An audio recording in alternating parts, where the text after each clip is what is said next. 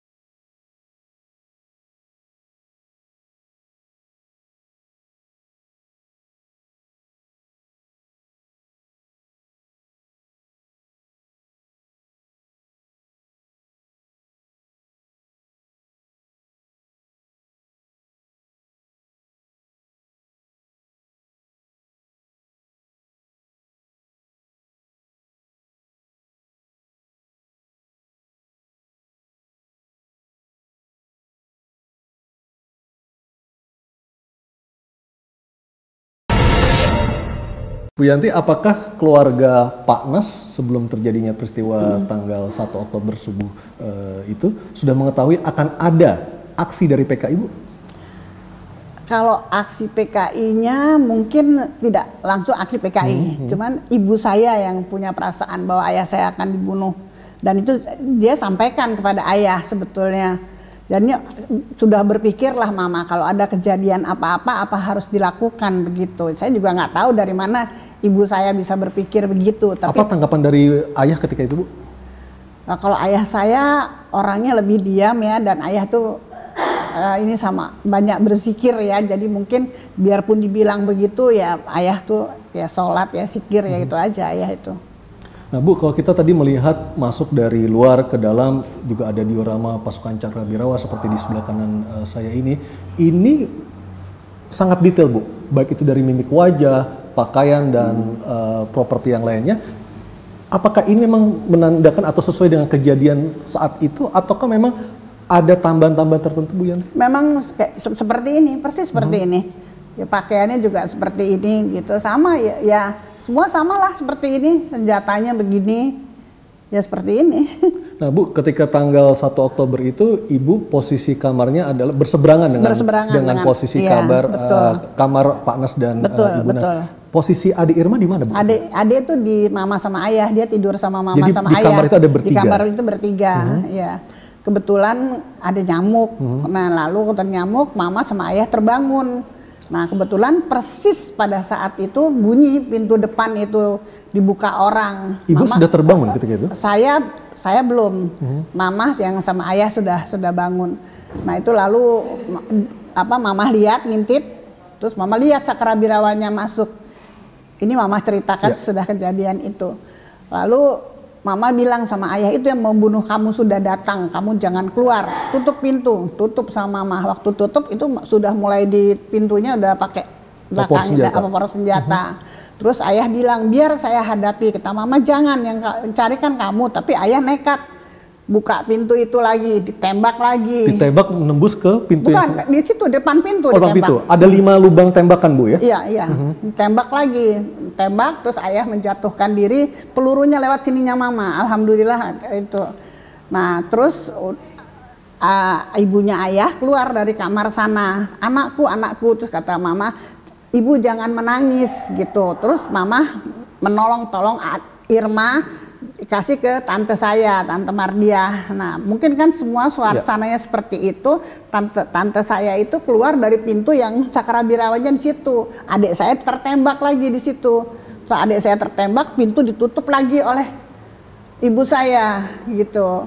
Nah terus ibu saya yang lihat bahwa adik saya sudah tertembak, Terus ibu saya bilang sama bapak saya, yang dicari kamu, ayo saya selamatkan kamu gitu. Jadi mama tuh sambil menggendong adik yang sudah berdarah, membawa ayah ke situ. Untuk melompati tembok kedutaan besar Irak Bu ya. Nah di situ ayah sudah naik, terus mau turun lagi. Terus mama bilang, sudah jangan pikirkan kita, kamu yang dicari. Mama suruh ayah balik, kan ayah lihat adik kan. Sudah sayang pegang adik mama sambil bawa adik berdarah-darah ke sini menuju ruangan ini. Untuk menelpon Maijen Wirahadi Kusuma, iya. Umar Wirahadi Kusuma. Ternyata udah diputus telepon itu. Nah lalu mama ketemu mereka kan. Nah, mereka tuh bilang Cakrabirawanya, Nasution mana? Nasution sudah 2 hari tidak, Pak Nasution sudah 2 hari tidak di rumah. Mama jawab begitu. Nah terus mereka pergi, mama antar sampai depan, sampai mereka sambil menggendong adik sambil Irma. menggendong adik Irma, terus sampai depan mama antar untuk melihat mereka pergi. Posisi Bu Yanti ketika itu masih di dalam kamar. Saya kan lompat, saya lompat lewat jalan yang itu, terus bangunkan Pierre tendean. Saya bilang, Om Pierre, saya bilang AC ayah meledak karena kan itu kan rame di sini karena tembakan. Ibu masih belum tahu itu suara apa sebenarnya. Apa. Tapi waktu saya masuk, saya melihat satu penjaga pegang senjata, supir saya pakai celana dalam pegang brand, terus Om Pierre keluar bawa senjata sama pakai celana pendek keluar dari pintu itu ke depan. Saya lihat. Om Hamdan juga ada di situ, tapi mungkin lagi ganti baju, saya nggak lihat. Ya setelah itu baru saya hanya mendengar Nasution, Prit gitu, itu yang saya dengar terakhir. Nah sudah itu saya masuk ke sini, ibu saya sedang menggendong adik saya yang sudah berdarah. Terus ibu di pintu ini ibu saya sama adik saya, terus ibu saya bilang, kamu tinggal di sini, kamu cari ngumpet dulu, cari perlindungan dulu, mama mau cari bantuan dan membawa adik dulu ke dokter ke rumah sakit gitu. Jadi ibu saya berangkat ke markas KKO, ke RSPAD, saya masih ngumpet di belakang sama tante saya yang kena tembak itu, yang berdarah-darah, Bu Mardia, sama nenek saya Ompung. Saya ngumpet di belakang, saya menunggu, saya nggak tahu ayah saya di mana, karena kan saya nggak lihat waktu ayah lompat itu kan mama yang lihat. Nah itu terus udah jam 7:30 saya diambil, terus saya dibawa ke RSPAD. Sampai RSPAD saya lihat dari keluarga Panjaitan juga berdarah-darah masuk gitu, keponakannya kalau nggak salah. Terus saya lihat adik saya di situ sudah berdarah-darah. Terus adik saya lihat dia kan, saya nangis. Terus saya bilang, adik jangan kakak jangan menangis, dia bilang gitu ke saya. Terus dia tanya sama ibu saya, mama kenapa ayah ditembak? Gitu. Itu yang terakhir saya lihat. Ketika itu adik Irma masih berusia 5 tahun, Bu Yanti dan Pak Nurdin. 5,5 tahun. Ya. Apa yang membuat anak berusia 5,5 tahun itu sangat kuat mentalnya, bahkan sampai harus menghibur Bu Yanti sebagai kakak jangan sedih, adik baik-baik saja. Apa yang membuat adik Irma begitu kuat mentalnya, Bu Yanti? Ya, kok dibilang adik, lillahi ta'ala. Adik itu sebelum lahir ada seorang kakek-kakek yang datang ke sini. Terus mama masih hamil waktu itu. Terus mama dikasih vas bunga. Terus kakek itu bilang sama ibu saya, nanti tolong anak ini namanya Irama Suryani. Gitu ya, kita nggak tahu, kita terima aja kan gitu. Nah tapi sebelum meninggal di sini ada apa sih namanya, piringan hitam sini. Terus dia minta baju koat, dia minta baju koat. Tiap hari dia berdiri di sini pakai baju koat sambil menyanyi lagu Gugur Bunga. Terus saya kan seneng sekali godain adik saya, karena adik saya masih kecil. Ngapain sih dek? Saya bilang masih kecil tiap hari denger lagu Gugur Bunga. Saya suka godain dia begitu. Jadi dia berdiri, terus ini ada foto ayah kalau nggak salah. Ada foto ayah, nah itu dia hormat sama foto itu dan bernyanyi di depan lagu Gugur Bunga itu. Itu berapa hari sebelum kejadian? Iya itu hampir tiap hari dia lakuin, dia seneng sekali itu denger lagu itu. Aneh memang anak kecil itu satu. Tapi dari ayah dan ibu tidak menangkap adanya gelagat yang aneh ketika itu ya? Namanya anak kecil kan nggak ada. Kepada lebih berkelucuan anak umur 5,5 tahun saja. Dia memang agak kenes anaknya, saya suka godain juga karena kami kan 8 tahun beda umur ya. Gitu. Dan Bu, akhirnya adik Irma sempat dirawat di RSPAD Gatot Subroto selama 6 hari sebelum menghembuskan nafas terakhirnya. Iya. Pada saat sebelum kejadian sehari mungkin atau mungkin seminggu, adakah sesuatu yang aneh, sesuatu yang ganjil yang diterima keluarga Pak Nas ketika itu, Bu? Mungkin banyak yang aneh, ada sesuatu, banyak. ada orang-orang tertentu yang datang?